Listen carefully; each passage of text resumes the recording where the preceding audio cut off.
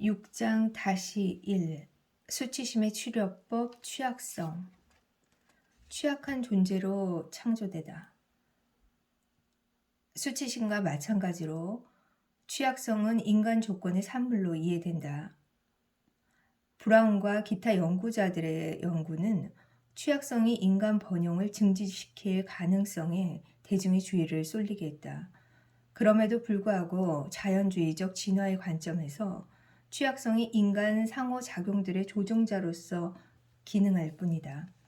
우리가 이제는 취약성의 유용성을 발견하고 있지만 역사적으로 취약성은 인간으로서 우리의 더 큰 이야기 안에 있는 궁극적 이해와 무관하다. 그러나 성경 내러티브는 다른 이야기를 들려준다. 사실 너무도 다른 이야기라서 성경의 지면에서 취약성이 차지하는 위치를 보며 우리는 그 역할과 용도에 놀랄 수밖에 없다. 그 이야기는 첫머리에서 시작된다. 거기서 우리는 취약하신 하나님을 소개받는다. 상처 입히는 행위에 무방비한 상태라는 의미에서 취약하신 하나님, 또 그분은 고통에 무방비하신 상태다. 거절에 무방비하신 상태다. 죽음에 무방비하신 상태다. 수치심처럼 취약성의 역할과 기능에 대한 최근의 사회학적 연구는 성경 내러티브가 4,000년이 넘는 세월 동안 인간과 하나님에 대해 우리에게 들려주는 이야기를 긍정한다. 우리는 삼위일체 하나님이 그분의 형상대로 인간을 창조하는 일을 고려하시는 것에 대해 읽으면서 하나님이 이 기쁨이 가득한 지상의 삶에 그분과 함께하도록 인간들을 초대하심으로 말미암아 필연적으로 그분의 삶이 험난해지는 상황에 스스로 걸어 들어가셨음을 알고 계신다는 인상을 받는다. 하나님은 우리를 만드심으로 말미암아 스스로 해로움이 존재하는 길로 들어서셨다. 창조의 행위는 취약성의 행위로서 상처 입히는 행동에 하나님이 무방비한 상태가 되시는 행위였다. 이 행위에는 심적 고통이 따라올 것이다. 그러나 이 무방비한 상태는 그것의 예견된 미래를 두려움과 수치심이 지배할 수 없도록 해주는 관계적 연결에 의해 지지를 받는다. 추정한 건데 하나님은 창조 세계가 문제를 일으키리라는 것을 알고 계셨지만 어떤 정신적 외상이 닥치든 그분의 삼위일체의 관계가 그 무게를 감당할 것이라고 확신하셨다. 창조의 내러티브를 더 따라가다 보면 남자와 여자가 벌거벗어도 부끄러워하지 않는 것, 이것이 삼위일체의 상호 의존과 기쁨의 반영이며 하나님의 형상대로 만들어진다는 것의 의미를 충분히 반영한다는 것을 알게 된다. 남자와 여자가 벌거벗었으나 부끄러워하지 않는다는 것은 취약하다는 것이고 상처 입히는 행위에 무방비하다는 것이다. 그것은 그들의 취약성으로 인한 공급망 가운데 삶이 풍성해지도록 서로에게 의존한다는 점을 강조했다. 확실히 사람이 혼자 사는 것이 좋지 않기 때문이다. 우리의 취약성은 깊은 관계가 삶의 기본이라는 점. 다시 말해 깊은 관계란 그것이 우리가 공경에 처하거나 외로울 때만 필요로 하는 것이 아니라는 점을 일깨워준다. 그리고 이 우리 신경생물학은 처음부터 우리가 창조된 목적에 대한 하나님의 의지를 반영한다. 그러나 벌거벗은 취약성이 단지 우리가 관계 가운데 있도록 창조되었음을 나타내는 것만은 아니다. 하나님은 우리가 그분이 사시는 것처럼 살기를 바라신다. 그러므로 하나님의 형상대로 창조된다는 것은 우리가 세상에서 창조된 지배권을 가진다는 뜻도 된다. 그리고 우리가 최대한 창조적이기 위해서는 취약한 상태여야 한다. 이것은 우리가 직원 휴게실에 모여서 나누는 대부분의 대화에서 듣는 메시지가 아니다. 우리는 혼자 힘으로 일을 잘 해내리라는 압박을 받는다. 그리고 우리가 잘 해낼 수 없으면 수치심이 우리를 기다린다. 인간의 가장 강력한 창조 행위는 성교와 악의 출생까지 이어지는 일들이라고 주장할 수 있다. 생명을 빚는 이 행위보다 더 많은 신체적 취약성을 요구하는 일은 없다. 그 일은 단독으로 이루어질 수도 없다. 그러므로 우리는 벌거벗음이 공공함에 관한 것만이 아니라 우리가 혼자서는 창조할 수 없는 것을 창조하는 기쁨에 관한 것이기도 함을 알게 된다. 취약성은 그저 공공하거나 위험에 무방비한 임의적 상태가 아니다. 그것은 발견과 창조의 기회를, 그리고 아름다움과 선함이 나타날 기회를 제공하도록 세상의 우주적 존재 안에 내장된 것이다. 우리를 찾으러 오시다. 창세기 3장에서 큰 혼란이 일어나는 동안 하나님은 최초의 커플을 찾으신다. 5장에서 본 대로 벌거벗은 창조적 순수함은 숨겨진 고립된 판단으로 타락한 상태였다. 이제 그 커플에게 취약함은 더 이상 무언가를 부분들의 총합보다 더 큰 존재가 되도록 하는 기회가 아니라 경멸의 위험을 수반했다. 이 공간으로 그날 바람이 불 때 하나님이 걸어오셨다. 네가 어디 있느냐? 그들은 방금 거칠게 독립한 상태이고 그분은 그들을 애써 찾아내셨다. 하나님의 물음은 더 먼 거리감, 더 큰 수치심, 더 깊은 확신. 취약성이란 사람들이 흔히 생각하는 것과 다르다는 무엇을 이끌어낸다. 이 구절은 우리가 하나님과 그리고 아담과 하와가 느끼는 바와 그들이 반응하는 방식에 먼저 주의를 돌리게 하기 쉽다. 이 구절은 우리가 아담과 하와가 느끼는 바와 그들이 반응하는 방식에 먼저 주의를 돌리게 하기 쉽다. 하나님은 아니다. 그렇지만 하나님은 내가 어디에 있느냐라고 물으실 때 무엇을 느끼셨을까? 인간들의 거부를 알고 어떤 느낌을 받으셨을까? 이 이야기를 읽자마자 인간들이 하나님을 거부하고 있었다는 결론을 짓는 것은 어렵지 않다. 그들이 정말 그렇게 하고 있었기 때문이다. 하나님이 그 거부를 실제로 느끼셨다고 상상하는 데는 더 많은 노력이 필요할지도 모른다. 그리고 그 거부가 그분이 우리를 계속 차단내려 애쓰시는 것을 방해하지 않았지만 그 순간이 성금요일의 정점에 이르게 될 많은 순간 중 첫 번째임을 확실하다고 상상하는 것도 마찬가지다. 우리는 예수님을 볼 때에야 하나님이 그분의 취약성에 처음 노출되었을 때 겪으셨을 경험의 실상을 이해하기 시작한다. 하나님이 오실 때는 처음부터 질문을 하신다는 점에 주목하라. 그분은 대답을 얻으려 애쓰시는 쪽이다. 네가 어디 있느냐? 이 질문은 취약성이 이 상황에 적절한 태도라고 상정한다. 그분은 벌거벗은 창조성을 구하고 계신다. 그분은 애초에 자신이 우리를 창조하면서 취약하셨던 만큼 우리도 취약하기를 청하고 계신다. 그분은 우리를 찾고 계신다. 왜냐하면 그분은 우리와 함께 하시는 바로 그 순간에 우리가 그분과 함께 하기를 갈망하시기 때문이다. 그리고 그분이 우리로 인해 느끼시는 기쁨을 우리가 알기를 갈망하시기 때문이다. 그 기쁨은 항상 존재하는 것으로서 그분이 경험하실 수 있는 다른 감정들이 존재할 때조차 존재한다.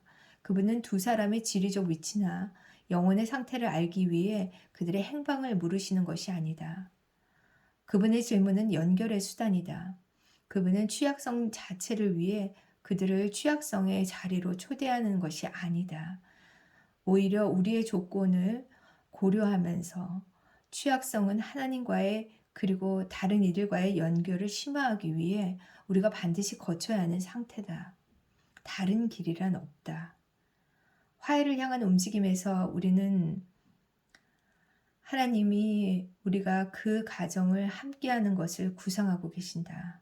그분은 처음에 우리에게 무엇을 하라고 말하면서 다가오시지 않는다. 그러한 접근에는 우리 중 어느 편의 신뢰도 취약성도 필요하지 않다. 그분은 질문을 하며 다가오신다. 그것은 진정으로 상호작용의 관계를 추구하는 질문이다. 그것은 하나님이 질문을 적게 하시고 발언은 많이 하시기 위한 유인 전술이 아니다. 사실 처음부터 하나님은 우리에게 그분을 신뢰하라고 청하시는 만큼 우리를 신뢰하셔야 했다. 그분은 우리를 창조하시면서 삼위일체적 관계의 연결 외에 모든 것을 거신다. 이는 우리가 상상하기도 어려운 일이다. 그렇다면 예수님을 따르는 자들로서 우리가 하는 이야기의 첫 번째에서 우리는 취약성이 우리를 향한 하나님의 자세의 본질적 측면이며 수치심의 치유와 인간다운 풍성한 삶의 촉진을 위해 근본적으로 필요한 것임을 알게 된다. 그러나 기독교의 내러티브에서 하나님의 취약성은 창세기에서 아직 충분히 전개되지 않았지만 그 씨앗은 확실히 존재하는 무언가에 달려 있음을 우리는 잊지 말아야 한다. 삼위일체의 교리가 확립되는 데는 여러 세대에 걸친 노고와 기도와 성찰이 소요되었다. 이 교리는 성경에 하나님이 단일하신 하나님이시지만 그분의 세 위격은 서로 독립되고 뚜렷이 구별되는 데 동의한다. 지금 이 자리에서 이 신비를 충분히 탐구하지는 못하지만 그 신비는 수치심의 문제를 다루는 데 아주 중요하다. 앞에서 언급한 것처럼 수치심의 가장 두드러진 특징 중 하나로서 취약하게 살아가는 것이라는 예견에 공포라는 감정적 연료를 제공하는 것은 고립의 위험, 버림받음의 위협이다. 우리의 뇌는 우리를 궁극적 의미에서 홀로 내버려 둘 수 있는 무언가에 깊은 의심을 품도록 연결되어 있다. 따라서 우리는 자신을 노출시켜서 누군가와 연결되었다가 홀로 남겨질까 두려워서 우리 자신을 노출시키기를 꺼린다. 실제로 우리는 창세기에서조차 우리가 취약성에 자신을 맡긴다면 결국 나쁜 일이 일어날 수 있음을 보게 되는 것이다. 아담과 하와가 서로에게 하는 행위에 자신들을 개방한 것은 오로지 벌거벗은 상태에서였다. 내가 다른 사람에게 더 많이 노출될수록 배신을 당할 때 나는 더 큰 상처를 입을 것이다. 우리는 연결을 갈망한다. 거부당하지 않고 있는 그대로의 모습으로 보여지고 알려지고 싶기를 갈망한다. 그러다 우리는 바로 그 접촉을 위해 요구되는 취약성을 무서워한다. 그리고 수치심은 취약성이 직면하여 느끼는 거부에 대한 두려움을 조종하는 변수다. 그러나 삼위일체에서 우리가 반드시 주목해야 할 것이 있다. 바로 하나님은 떠나시지 않는다는 것이다. 성부, 성자, 성령 사이에 공유되는 사랑의 관계는 다른 모든 삶의 창조성의 모형이 의지하는 근원이다. 언제나 자기를 내주고 취약하고 기쁨이 가득한 사랑의 관계에서 수치심이 들어 마실 산소는 없다. 세 부분으로 이루어진 공유된 관계에 존재하는 서로를 향한 상존하는 움직임, 서로와 함께 일하고 서로를 신뢰하며 서로를 기뻐하는 이것은 하나님이 왜 취약성 가운데 세상을 창조하셨으며 또 예수님 안에서 그 세상에 오시면서 자신을 취약하게 만드셨는지 그 근거를 제공한다. 생생히 그려지는 이 삼위일체의 관계는 예수님을 따르는 이들에게 모든 치유가 시작되는 곳이다. 그리고 칼라의 경우 또 그녀와 같은 무수한 이들의 경우 이 관계는 취약성의 시작과 수치심의 끝으로 그녀를 초대했다. 두말할 나위 없이 이 중 어느 것도 쉽지 않았다. 다행히 그녀는 하나님이 그것이 어떤 것인지 정확히 알고 계심을 발견하였다. 알려지기 위해 오시다. 칼라는 진실로 관계 속으로 초대받고 있었다. 내 진료실에서 그녀가 취약하다고 느꼈던 순간은 사실상 성경에서는 매우 다르게 표현되는 무언가가 그녀에게 임박한 순간이었다. 영혼의 해부에서 나는 알려진다는 것이 무엇을 의미하는지 탐구하였다. 성 바울은 고린도전서 8장 2절에서 3절에서 이를 언급한다. 거기에서 그는 만유를 통달하기 위해 아는 것과 하나님에 의해 알려진 것 사이의 차이를 지적한다. 만일 누구든 무엇을 아는 줄로 생각하면 아직도 마땅히 알 것을 알지 못하는 것이요. 또 누구든지 하나님을 사랑하면 그 사람은 하나님도 알아주시느니라. 바울은 하나님께 알려지는 것은 우리가 그분을 사랑한다는 지표임을 내비친다. 그리고 알려진다는 것은 필연적으로 우리가 자신의 각 부분, 특히 가장 깊이 숨겨졌다고 느껴지며 가장 많은 수치심을 지닌 부분을 기꺼이 노출한다는 것을 의미한다. 2절에 안다는 것은 아담과 하와가 선악을 알게 하는 나무의 열매에서 구한 것과 다르지 않다. 그것은 모든 질문을 하고 모든 관찰과 분석을 하는 것이다. 그에 반해서 알려진다는 것은 필연적으로 취약하다는 것, 하나님의 사랑에 우리 자신을 개방한다는 것이다. 그것은 질문을 받는 것이다. 관찰되는 것이다. 보이는 것이다. 그리고 데이비드 베너가 지적하듯 가장 깨어졌다고 느껴지고 우리가 최대한 감추는 부분들은 사랑받고 치유되기 위해 가장 절박하게 하나님께 알려져야 할 부분들이다. 이 부분들은 우리의 수치심을 담고 있다. 그리고 수치심 수행 원문은 끊임없이 우리의 주의를 그 부분들로 돌린다. 하나님은 하와 아담에게 그분이 다른 것을 아시는 것과 마찬가지로 그들이 그분께 알려질 기회를 주시기 위해 그들을 찾으러 오셨다. 수치를 당하는 우리의 부분들이 알려지는 경우에만 그 부분들이 구원받을 가능성이 있기 때문이다. 우리는 우리가 하나님께 알려지고 다른 이들에게 알려지는 만큼만 하나님을 사랑하거나 우리 자신을 사랑하거나 다른 이들을 사랑할 수도 있다. 칼라는 그 여정을 시작했으며 그것은 쉽지 않은 일임이 점차 드러났다. 이 부분들이 알려질 때 그것들은 치유의 가장 큰 기쁨을 알게 될 것이다. 고린도전서 13장 12절에서 바울은 창가의 시적 언어를 사용하여 우리가 지금은 거울로 보는 것 같이 희미하나 그때에는 얼굴과 얼굴을 대하여 볼 것이요. 지금은 내가 부분적으로 아나 그때에는 주께서 나를 아신 것 같이 내가 온전히 알리라 라는 것을 우리에게 일깨워준다. 온전히 사랑받기 위해서는 그리고 온전히 사랑하기 위해서는 우리가 온전히 알려지는 것이 필요하다. 절대적 기쁨은 내가 어떤 사물이나 사랑과 기쁨이 있는 임의의 관계를 맺는 데서 오지 않는다. 오히려 절대적 기쁨은 내가 전적으로 알려지는 것을 특히 종종 내가 의식적으로 자각하지 못한 상태에서 교묘하고 비밀스러운 방식으로 수치심을 지닌 부분들이 전적으로 알려지는 것을 결국 포함해야만 한다. 이것은 새하늘과 새 땅의 언어다. 이것은 하나님이 홀로 시작하신 일이며 그분은 우리가 그분과 함께 그 일을 하기를 간절히 바라신다. 하나님은 우리가 그분께 알려지기를 갈망하시는 만큼 그분이 우리에게 알려지기를 갈망하시기 때문이다. 그분은 우리가 그분의 알려짐에 삼위일체적 삶에 함께 하시기를 바라신다. 에덴에서 하나님은 남자와 여자가 잘못한 것을 지적하는 데 관심이 있으셨던 만큼 대화와 진정한 관계를 맺는 일에 관심이 있으셨다.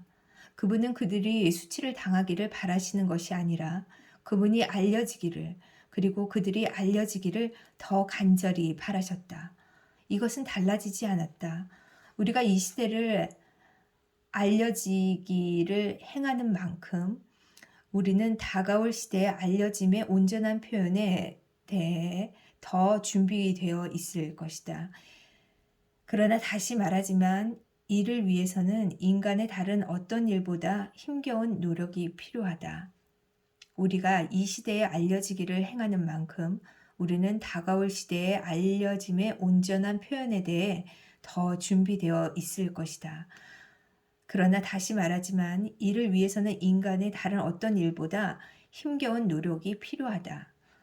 취약성에 대한 성경 이야기의 심상은 그것이 이 노출의 과정에 우리와 함께 하시는 하나님에 대해 이야기한다는 점에서 세상의 이야기와 구별된다. 취약성의 한가운데서 수치심은 우리가 아주 외롭다고 느끼게 되는 방식으로 우리의 취약감을 채색한다. 알려짐은 우리가 고립되어 있지 않으며 또 다른 존재가 있다고 상정한다.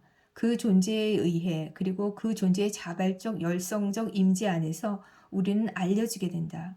예수님을 중심으로 이루어지는 이야기에서 우리는 다음의 구절들을 읽는다. 수고하고 무거운 짐진 자들아 다 내게로 오라. 내가 너희를 쉬게 하리라. 마태복음 11장 28절. 하나님을 가까이 하라. 그리하면 너희를 가까이 하시리라. 야고보서 4장 8절. 우리가 취약하게 느낀다는 것을 의식하는 순간 우리는 우리가 혼자라는 감각을 활성화한다. 그러나 하나님은 아담과 하와를 찾을 때 그러신 것처럼 우리가 살아가도록 만들어진 대로 살아가기를 청하신다. 그분과 함께 그리고 다른 이들과 함께의 관계 안에서 수치심이 바라는 고립의 상태가 아니라 알려짐의 상태에서도 살도록 우리를 부르신다. 머무르기 위해서 오신다. 창세기 기사에서 그리고 구약의 상당 부분에 걸쳐 우리는 움직이시는 하나님에 관한 이야기를 듣는다. 우리 곁에 가까이 오시기도 하고 물러나시기도 하는 하나님. 그렇지만 결코 우리를 홀로 내버려 두지 않으신다고 말씀하시는 하나님.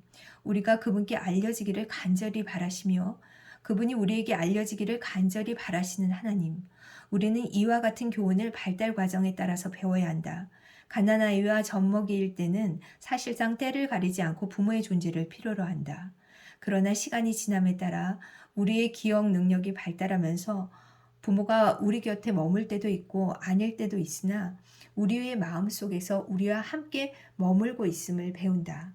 그러나 우리는 하나님에 관한 그 교훈을 그만큼 쉽게 배우지 못한다.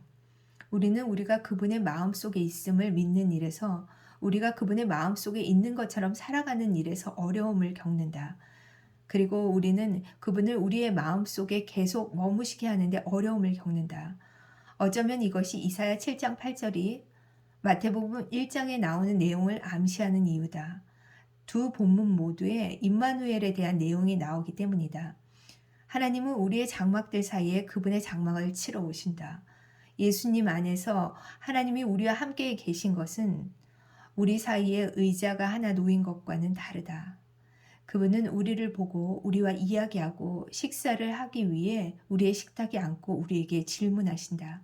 그분은 우리에게 대단한 취약성을 요구하는 질문을 은밀하게 묻지 않으시고 오히려 다른 사람들 앞에서 물으신다. 네가 무엇을 주기를 원하느냐? 그분은 계속하신다. 네가 낳고자 하느냐? 예수님은 제자들에게 물으셨다. 너희는 나를 누구라고 하느냐? 그러나 그분이 질문만 하시는 것은 아니다. 어떻게 살아야 하는지 우리에게 말씀하시는 것에 더하여 극도로 취약한 방식으로 그분 자신을 우리에게 드러내셨다. 어떻게 살아야 하는지, 어떻게 살아야 하는지 말씀하시는 것은 마태복음 5장 44절에 말씀하셨다. 나는 너희에게 이르노니 너희 원수를 사랑하며 너희를 박해하는 자를 위하여 기도하라. 극도로 취약한 방식으로 그분 자신을 우리에게 드러내셨는데 나와 아버지는 하나니라. 나는 생명의 떡이니 나는 세상의 빛이니. 우리는 이 말씀들로 위로와 소명의 말씀으로 듣기 쉽다. 우리는 이 말씀들을 위로와 소명의 말씀으로 듣기 쉽다. 그러나 그러한 말씀들을 하시는 것이 예수님께는 무엇을 의미했을까? 그분이 스스로 이해하신 자신의 정체성의 이 내밀한 부분들을 드러내시는 동안 그분의 내면에는 어떤 감정이 흘렀을까? 이 말씀은 단순히 진리의 선언이 아니었다. 그 말씀들은 취약성의 행위였다. 그분이 처하신 상황을 고려할 때 그분은 조롱과 거부를 당하고 결국 고통스러운 죽음을 맞게 될 길로 들어서셨기 때문이다. 그분이 세상의 물정도 모르고 이 선언들을 하셨다는 암시는 없다. 그분이 베들레헴에서부터 골고다로 나아가시는 동안 내내 극도로 자신감 넘치는 견고함과 담대함의 귀감이셨다는 것은 암시에도 없다. 오히려 그분은 세례에서 드러나는 관계, 너는 내 사랑하는 아들이라 내가 너를 기뻐하노라 라는 말씀에서 들리는 관계에 둘러싸여 계셨다는 암시가 있다. 확실히 그분은 세례 직후이자 사역의 시작 직전에 사막에서 사탄과 씨름하는 중에 그분이 결국 택하셨던 길을 피하게 해주는 상상의 테러에 대해 그분을 기다리고 있는 공경을 방치해줄 견고하게 포장된 길에 대해서 고심하셨다. 마찬가지로 사역의 마지막에 예수님은 겟세마네에서 아버지께 이 잔을 치워달라고 탄원하셨다. 이 잔은 십자가 형만을 상징하는 것이 아니라 우리가 관계를 거부하는 것, 우리가 사랑을 외면하는 것, 우리가 혼자 힘으로 세상에서 성공하는 데 헌신하는 것 등 그분이 떠맡으실 모든 것, 곧 죄를 상징했을지도 모른다. 그리고 십자가의 수치는 죄를 알리고 조장하고 강화하면서 죄와 뗄 수 없이 얽히게 될 것이다. 예수님의 십자가형은 죄를 상징하는 만큼 수치를 상징한다. 십자가형은 희생자들을 처형하는 동시에 그들에게 굴욕감을 줄 의도로 사용되었다. 보통 희생자들을 십자가형에 처하기 전에 그들의 옷을 모두 벗겼다. 이보다 더 굴욕적인 사건은 상상하기 어렵다. 예수님도 같은 일을 겪으셨다고 보는 것이 타당하다. 그러나 우리는 그분의 벌거벗은 모습을 바라보는 것, 혹은 생각하는 것조차 그것이 얼마나 당혹스럽게 느껴지는지를 고려하면 사실상 불가능하다는 것을 발견한다. 우리가 그분의 모습을 예술적으로 나타내는 방식에서조차 우리의 불편함이 드러난다. 이 사건을 담은 그림에서는 거의 예외 없이 예수님의 허리 아래를 천으로 가린다. 이는 예수님의 십자가형을 그리는 다른 방식을 옹호하려는 것이 아니다. 성금요일이 우리를 죄뿐만 아니라 수치로부터도 구원했다는 것에 대해 우리가 신학적으로 동의를 하더라도 실제로 우리 자신이 그 금요일에 거기 있으면서 벌거벗은 예수님과 함께하는 것은 그러한 동의와 전적으로 다른 사안이라는 점을 지적하려는 것이다. 하지만 우리는 거기 있는 것이 어떠했을지 시간을 들여 마음에 그려보고 감지해보고 느껴보는 만큼만 그들이 나의 주님을 십자가에 못 박았을 때 당신은 거기 있었는가? 라는 질문에 그렇다고 대답할 수 있다. 여기에서 핵심은 예수님의 문자 그대로 벌거벗은 취약성이 그분은 우리가 되는 것이 정확히 어떠한 것인지 아신다는 점을 우리에게 알려주는 증언임을 강조하는 것이다. 우리와 진정으로 함께 하시기를 위해서 예수님은 취약하는 것의 의미를 알고 계실 뿐만 아니라 수치심의 위협을 고려하면 실제로 취약함에 이르도록 살아가는 것이 얼마나 고통스럽고 놀랄 정도로 힘든지 알고 계신다.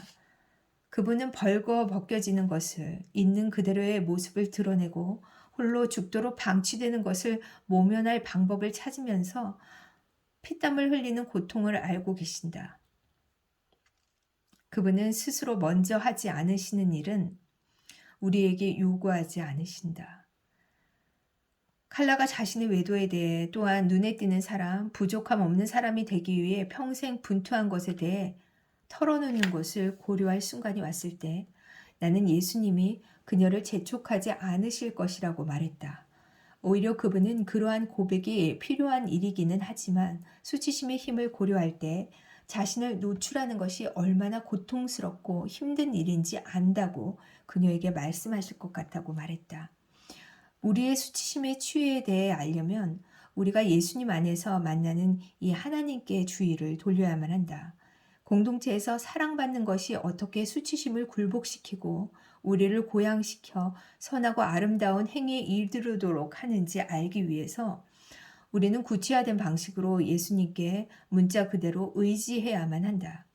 칼라는 다가오는 공포, 즉 자신이 분명 익사할 것임을 예견했을 때 필사적으로 호흡하면서 이 하나님께로 더 가까이 가기 시작했다. 악마는 아주 사소한 세부사항 안에 있다. 악마는 아주 사소한 세부사항 안에 있다. 칼라의 이야기로 인해 수치심이란 극적으로 비참한 환경이나 충격적 환경에서만 감지되는, 그리고 마음에 그려지거나 느껴지거나 생각되거나 행동으로 옮겨지는 것이라는 생각으로 눈을 돌리는 것은 솔깃한 일이다. 칼라의 내러티브에서 수치심의 존재와 본질은 매우 분명하다. 그녀가 남편에게 진실을 고백할 것을 고려하면서 그렇게 느낄 강렬한 취약성도 이해할 수 있다. 마찬가지로 예수님의 취약성과 그분을 문자 그대로 해체해 와서 와해시키려는 수치심의 시도의 실제를 인정하는 것은 힘들지 않다. 예수님의 취약성과 그분을 문자 그대로 해체해서 와해시키려는 수치심의 시도의 실제를 인정하는 것은 힘들지 않다. 그러나 우리는 지혜로워야만 한다.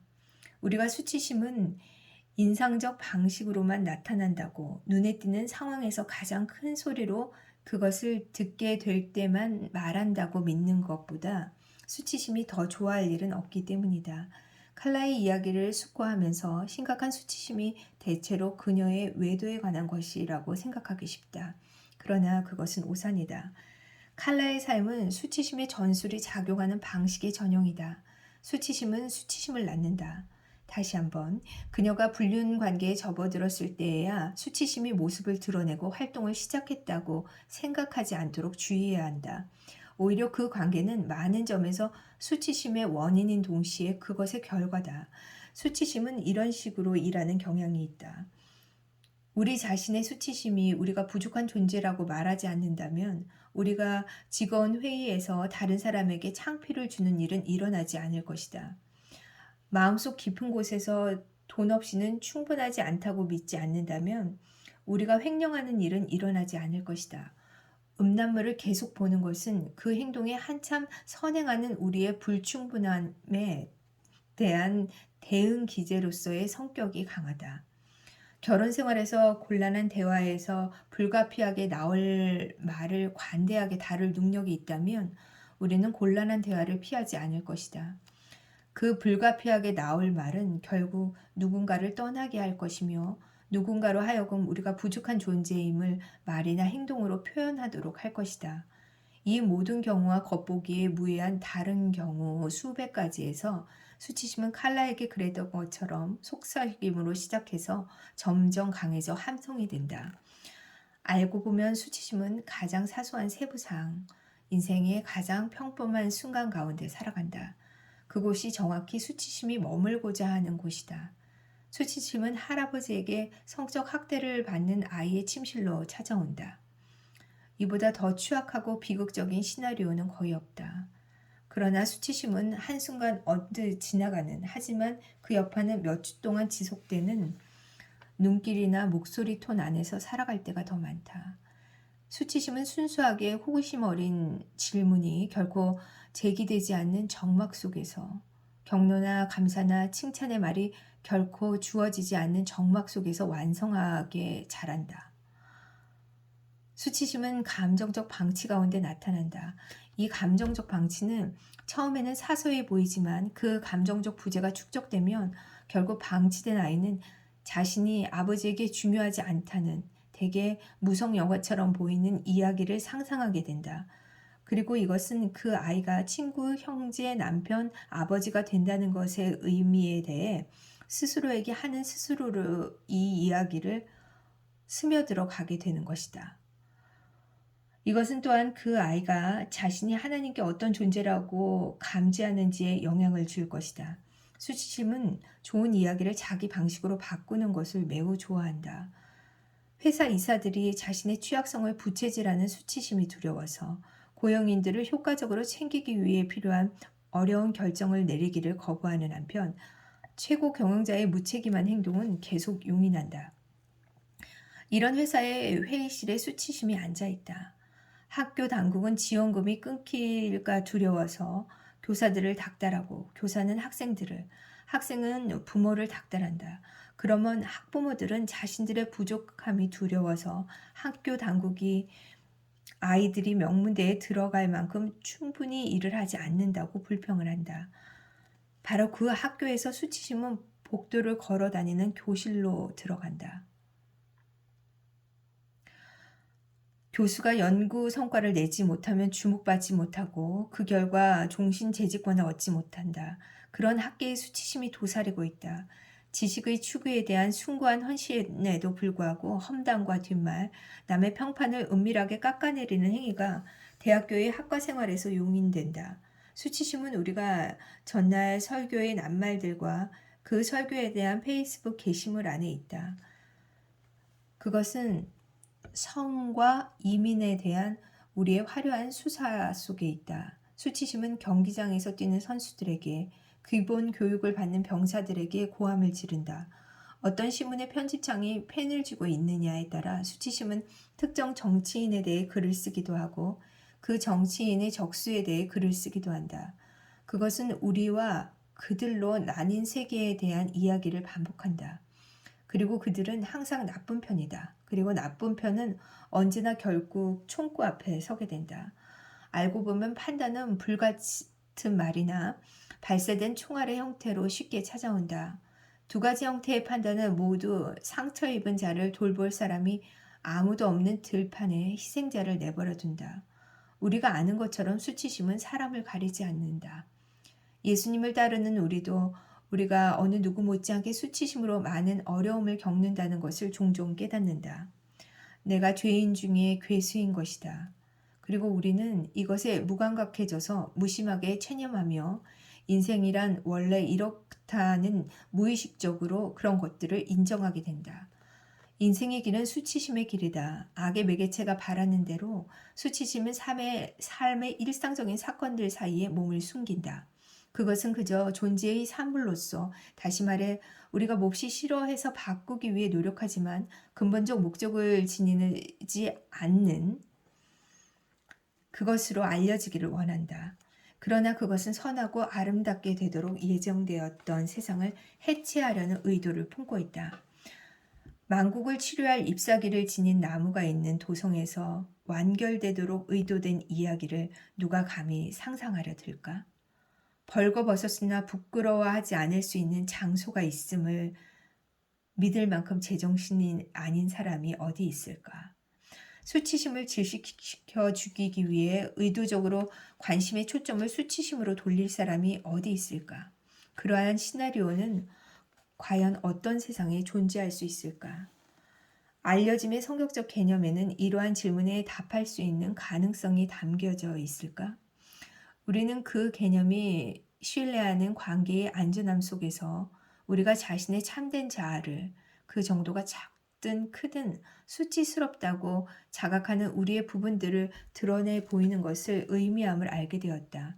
또한 우리는 하나님은 자신이 기꺼이 하실 마음이 없는 일을 우리에게 하라고 요청하지 않으심을 목격했다.